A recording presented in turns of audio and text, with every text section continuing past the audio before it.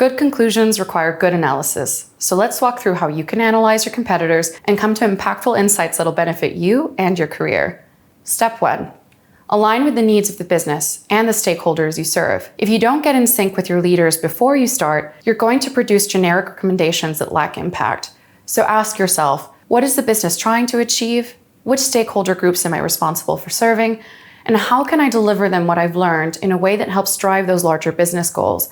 Access company resources on your goals or book in some time with a member of your leadership team to get this step sorted.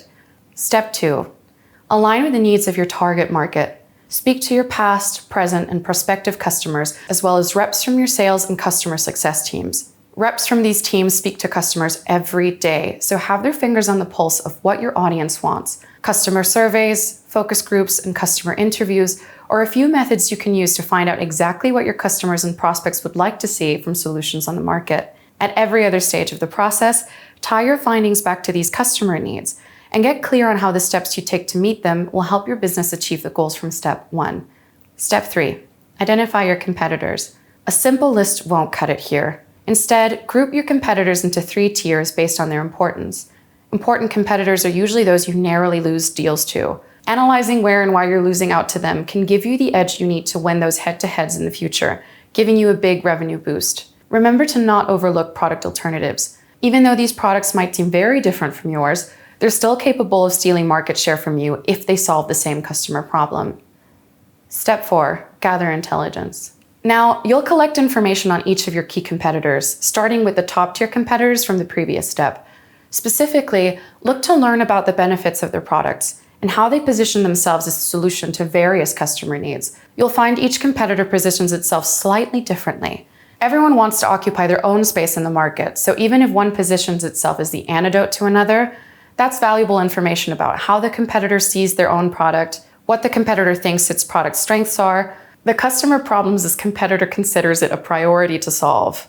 Bear in mind that some competitors' positioning strategies will be ineffective. They see themselves one way, but the market sees them another. Understand both perspectives by checking back in with what you found in your customer research. For deeper insights, try delving into the competitor's pricing and marketing strategies. Step 5. Determine how well each competitor meets customer needs.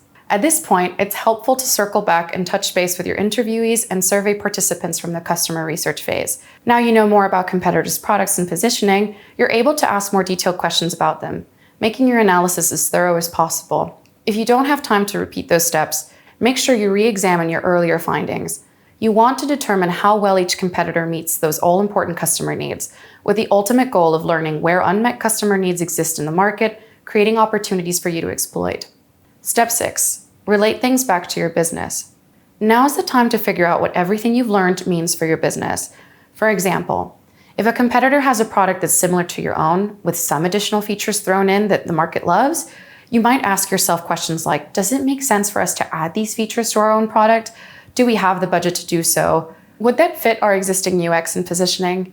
And could we improve upon those features to further differentiate? Also ask yourself which of the market opportunities you've uncovered align most closely with your company goals. And if you've found that a competitor poses a threat to the business achieving a goal, you'll want to highlight that too. Step 7. Create a plan of action. With your analysis complete and a series of conclusions about what your findings mean for your business in hand, all that's left to do is to come up with a set of recommendations and actionable steps the business should take to make the most of the opportunities you found. Remember the 3 questions you asked yourself back in step 1. What is the business trying to achieve? Which stakeholder groups am I responsible for serving? And how can I deliver them what I've learned in a way that helps drive those larger business goals? These questions keep your analysis oriented from start to finish and can inform your final plan of action, whether it involves creating simple, effective deliverables like up-to-date battle cards and an internal competitive newsletter, or delivering a strategic plan to your leadership team. If you'd like to learn more about performing competitive analysis or anything else competitive intelligence related, check out the resource links in the description. Don't forget to give this video a thumbs up if you found it helpful, and subscribe for more videos like this. Thanks for watching, and we'll see you next time.